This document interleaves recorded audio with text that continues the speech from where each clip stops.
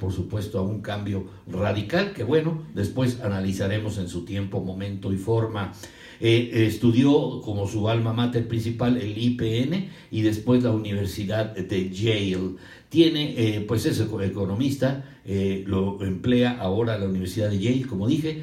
Tiene como distinciones ser caballero de Gran Cruz con collar de la Orden al Mérito de la República Italiana, collar de la Orden de Isabel la Católica, collar de la Orden de la Cruz de Terra Mariana, Gran Cruz de la Orden del Mérito de Hungría, Gran Collar de la Orden del Infante Don Enrique y el Premio Libertad, junto con el Wilbur Cross Medal del año 2001.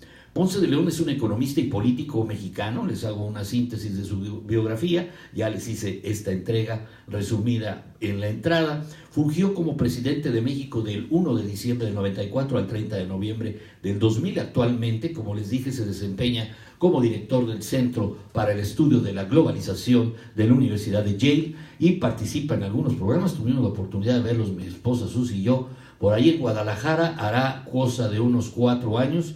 Por allá estuvo en Guadalajara dando una conferencia magistral en GNP, relacionadas con el financiamiento a los países en vías de desarrollo. Es consejero del grupo PRISA desde el 27 de noviembre de 2010, naciendo en el 51 en la Ciudad de México. Cumpliendo 3 años de edad se fue a Mexicali, Baja California, donde realiza sus estudios primarios. Se instaló, la familia se fue a instalar en una colonia muy modesta llamada Pueblo Nuevo.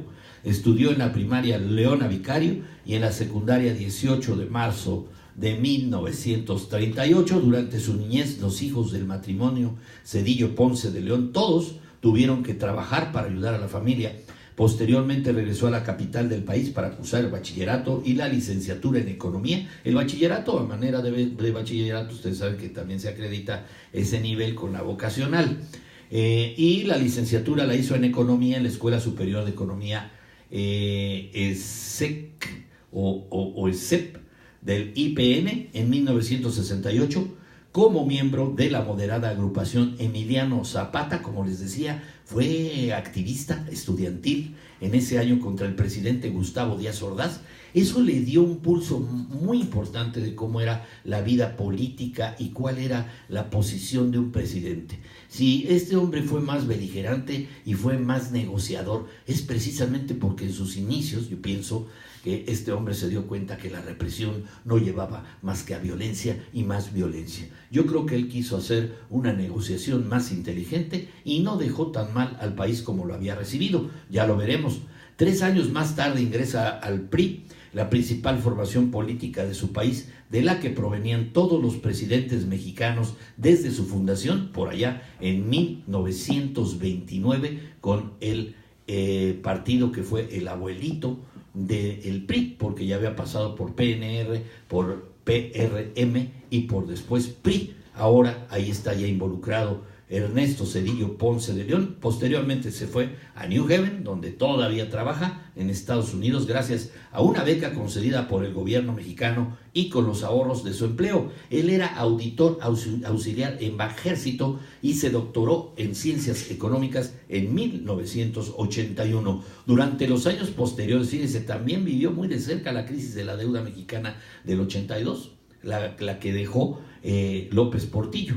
Entonces él se está fraguando de alguna manera dentro de la crisis económica y sabía que como economista el reto más importante que tendría sería estabilizar nuevamente, darle un nuevo rumbo y un giro importante a la economía mexicana, cosa que aparentemente sí logró. Ustedes tendrán una mejor opinión viendo sus bolsillos y viendo que hizo el Fobaproa con ustedes y el IPAP. Durante los años posteriores, dije, trabajó en el Banco de México, donde obtuvo una valiosa experiencia en política económica, además ocupando diversos puestos en el PRI, al cual ya se había afiliado, como dije, en los 70, 71 en el Banco de Hacienda y en el Banco de México y en la Secretaría de Hacienda, en el Banco de México y en la Secretaría de Hacienda. Fue subsecretario de Programación y Presupuesto en el 88, a la edad de 36 años, fue nombrado secretario de Programación y Presupuesto por el presidente Salinas. Dentro del PRI, Zedillo fue identificado como miembro del grupo de jóvenes tecnócratas que tuvo enfrentamientos con los dirigentes más viejos del partido por su apoyo a las medidas de reforma económica. Entre ellos, ustedes saben que acabábamos de tener la privatización de muchas empresas, incluso bancarias, y además el NAFTA, el conocido Tratado Libre de Comercio con América del Norte, con Estados Unidos y Canadá. En el 92 fue nombrado secretario de la SEP, de la Educación Pública, cargo al que renunció en el 93 para asumir la dirección de la campaña del candidato oficial a la presidencia. Acuérdense que Ernesto Zedillo es una circunstancia pues que se da bajo el gobierno de Salinas, toda vez que se pierde por el asesinato de Luis Donaldo Colosio. Entonces esta contingencia la vive Zedillo y es designado por el presidente Salinas a manera de dedazo. Fíjense qué curioso, él fue producto de esta violencia. Al final de cuentas, pues ahora sí que la pérdida de Colosio dejaba al descubierto que no habría una oportunidad para nadie más, porque había convulsión dentro del priismo nacional. Estaba por ahí también Ortiz Arana. Acuérdense ustedes que pues se había tenido una competencia al interior del partido, pero todavía el dedo flamígero del presidente Carlos Salinas de Gortari funcionó para designarlo a él como tal. Fue designado también y ratificado por el Consejo Político del PRI como candidato sustituto. En la jornada electoral del 21 de agosto del 94 resulta electo presidente de México, casi con el 50%, 49.69 del padrón, que son más de 17 millones de votos. Es elegido entonces como presidente constitucional, ya les dije, del periodo 94 al 2000. En esto, al asumir la presidencia el 1 de diciembre del 94, rindió protesta ante el Congreso de la Unión, presidido por la diputada Carlota Vargas Garza. La presidencia de Zedillo estuvo marcada, ya lo dije, por una de las crisis financieras del siglo, con repercusiones por una de las crisis. ¿Se acuerdan ustedes cómo se llamaba esa crisis que tuvo el efecto? Pues acuérdense del efecto tequila. Zedillo, Ponce de León y Salinas se culparon mutuamente de la crisis. Salinas responsabilizó al llamado error de diciembre en diciembre del 94, que fue la táctica de libre flotación de la paridad peso-dólar, la cual había estado controlada en el sexenio de Salinas. La libre flotación causó una fuga masiva de divisas, como les dije, ante la situación política del país, además del ZLN, los problemas financieros.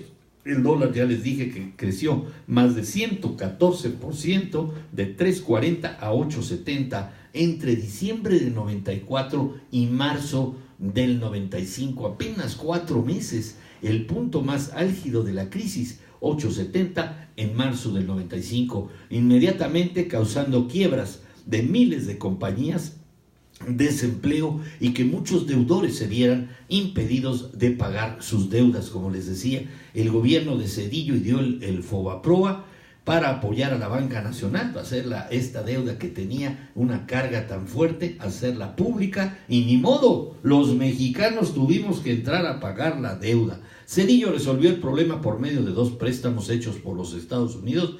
Me parece que se hizo buen amigo de Bill Clinton, a México por un total de $20,000 millones, logrando que el resto del sexenio de Zedillo viera una recuperación del empleo y una administración, entre comillas, sana de la economía mexicana.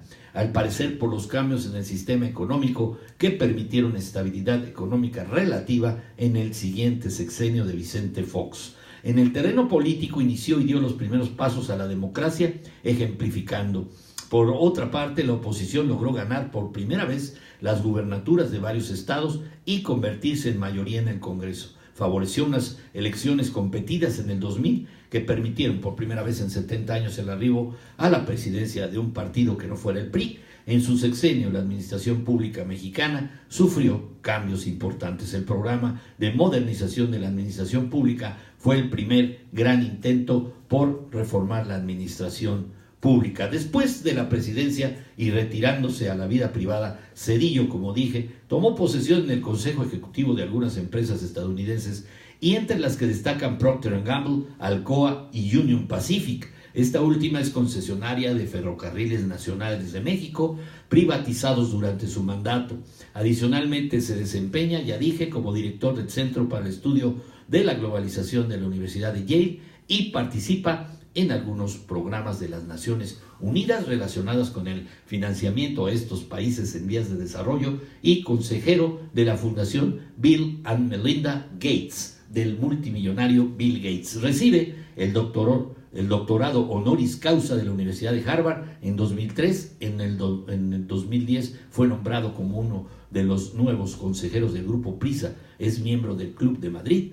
Es el único expresidente de México que renunció a una parte de su pensión vitalicia. Ahí lo tienen, mis amigos. Aquí está la entrega de Ernesto Zedillo Ponce de León para dar paso a la alternancia del PAN con Vicente Fox, que lo veremos dentro de 8 días en cápsulas en gotas.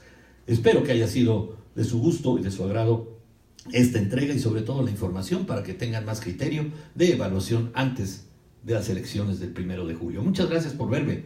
Seguimos con mis amigos futboleros. Un abrazo a todos. Pásenla bien.